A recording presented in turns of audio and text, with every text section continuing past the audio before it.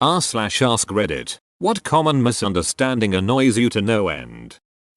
A disagreement is not the same as an argument. It's normal in friendships and even healthy. My not agreeing with you does not make me confrontational. I completely and furiously disagree. How dare you? When NASA says that they had to Photoshop an image together, it doesn't mean it was faked, but multiple images were stitched together. Also, sometimes they colorize it. Chromatic sedition, the worst form of heresy. If you're in the X% tax bracket, your entire income is taxed at that rate. Yes, this. I wouldn't want a raise because then I would be in a higher tax bracket and I would end up bringing home less. No, not how that works. Also, I don't mind giving to this charity because it's 100% tax deductible. This does not mean you get it back on a return. It simply means the government considers it money you never earned in the first place and will lower your overall taxes by a small amount. Edit. Thank you for all the additional comments, examples, special circumstances. Yay for educational posts. I have no background in finance. Materials engineer. Just a curious person who tries to educate myself wherever possible. I learned a bunch from many posts here. Edit 2. My comment is based on the US system. All of the comments about cases of people ending up with less by earning more because they lose government benefits like welfare, food stamps, aid with medical really saddens me. I am going to learn more about this. Can't do more unless I know more. Thanks. I don't mind giving to this charity because it's 100% tax deductible SHHHHH. I think a lot of charities depend on this misunderstanding. General fear of chemicals. Just because you can't pronounce an ingredient, it doesn't mean it's dangerous. Dihydrogen monoxide. I filter this out of my tap water. Type 1 diabetes is an autoimmune disease. Has nothing to do with my body weight. And yes, I am allowed to have piece of my own damn birthday cake. Karen. I hate when I'm about to eat something sweet and someone asks me, you're diabetic. Can you eat that? Well, you're seeing me eat it. So either yes I can, or no, I've been avoiding all sugar for the past 20 years and today decided duck it. I'm gonna have a piece of cake and die. My BF is diabetic. It's funny when people will freak out over him eating a tiny bite of chocolate, but then can watch him eat an entire plate of pasta without batting an eye. That life expectancy in the olden times meant people usually died at that age, and you were old aged if you lived into your 30s. No, it was totally not unusual to live into your 60s, 70s, or even 80 plus throughout history. The life expectancy stat being like 30 is because a lot of people died in infancy and childhood, and that brings the average lifespan way down. If you made it into your teens, you had a decent enough chance of living many decades. People did not look at 42-year-olds in the year 1500 and think OMG so ancient. As an actuary, I've always loved this little tidbit. I forget the exact year, but I remember reading that at some point in the medieval era the life expectancy of someone who made it to 30 was around 60. I have heard historians say that if you made it to 21 in medieval England you'd probably make it to 60. On Facebook or Instagram people will confuse breathe and breath and I don't understand how it happens. Ugh and lose and loose. How is ugh at all similar to lose and loose? Independent events and probability. If I flip a coin 9 times and get 9 heads, I am not more likely to get tails the next time. Edit. This assumes that it is a fair coin. Same with gambling on a roulette wheel, though your odds aren't 50/50 on black and red like some people think, because of the 0 and 00. For people who haven't seen a roulette wheel, 0 and 00 are green, and they aren't odd or even, and aren't grouped with any of the number sets, so it throws off the odds. People who think all words that end with S also need an apostrophe. When the Boston Red Sox were playing in the World Series, someone in my office had a note written on a whiteboard outside her office that read "Go Soxes." Go Soxes what? That is officially the worst apostrophe S duck up I have ever seen. It's so bad I almost feel like it must have been a joke. Separation of church and state doesn't oppress you, it protects you. Dumbus. Also, on a govt kick, freedom of speech protects you from being prosecuted, arrested, jailed by the government for your words. It doesn't protect you from getting fired for violating the morality clause of the employment contract that you signed. If a teacher says racist shit on the internet that makes the school look bad, the school has every right to fire that teacher. The teacher gave them that right when they signed the paperwork that outlined this. Read the terms and conditions or work somewhere else. Edit. Okay. Freedom of speech is a general idea that you shouldn't be censored and you should be able to voice your opinions freely. The First Amendment protects you from legal action, either where the above teacher is getting fired for their Facebook post, as they would for any other policy violation like sleeping with their boss, or not following dress code. There are plenty of legal things you can do inside and outside of work that are still listed in the handbook as fireable offenses, even though they are well within your rights as a citizen of your country. If you don't like the rules, don't work there. Also, that's not the same as firing someone for being black or gay. Really, dude, that's specifically against the law.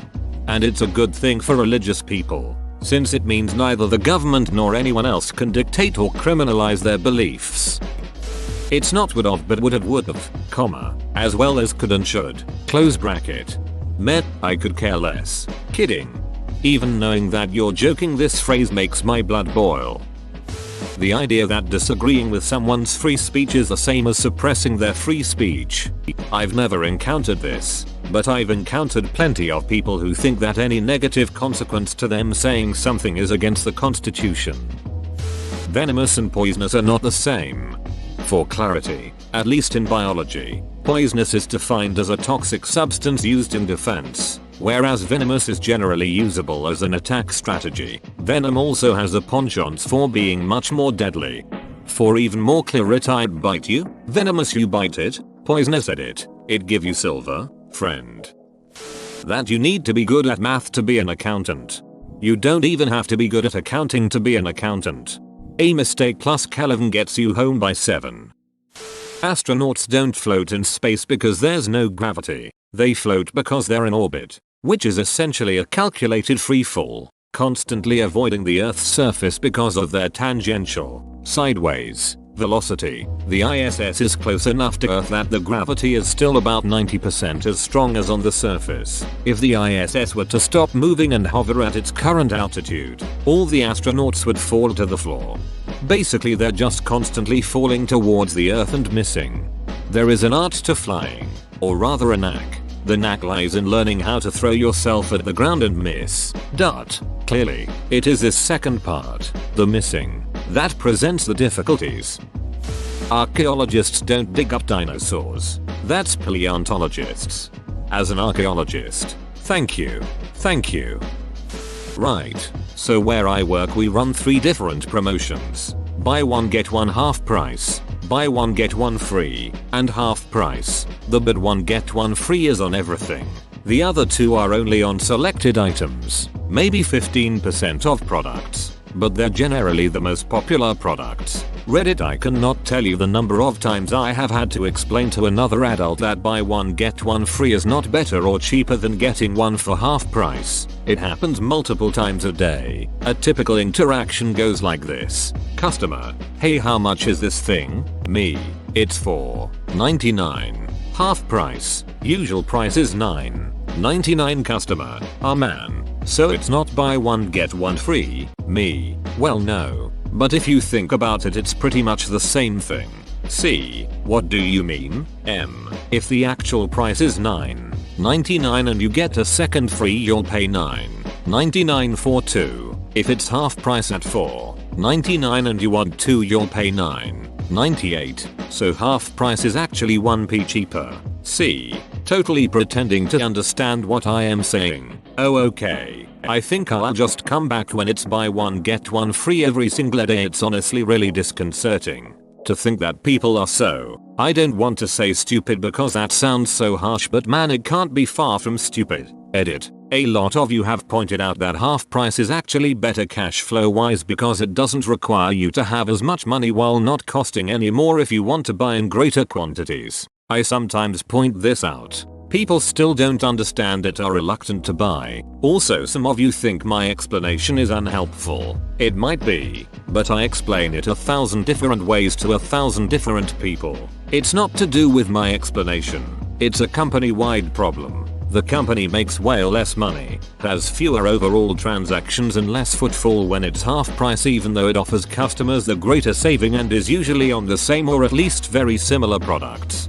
I tried to explain to a customer who got a free item for buying 2 other items in a large transaction that she was getting it for free, and it didn't matter if it was $6 or $9 when we started because it was now free. Open bracket. The promotion allowed for mix and match. Saying that $3 difference is a lot. Except it wasn't because the item was free now. She made me take it off, even though it was free. Her total didn't change. This wasn't a quality thing either. She wanted this toy, and unless she was planning on reselling the toy, there's no point in getting your money's worth when the item is both free and a gift for someone else who you wouldn't tell the price to. It was like she couldn't understand the item was free, like she was still paying for it even though I showed her the 000 on the screen for the item.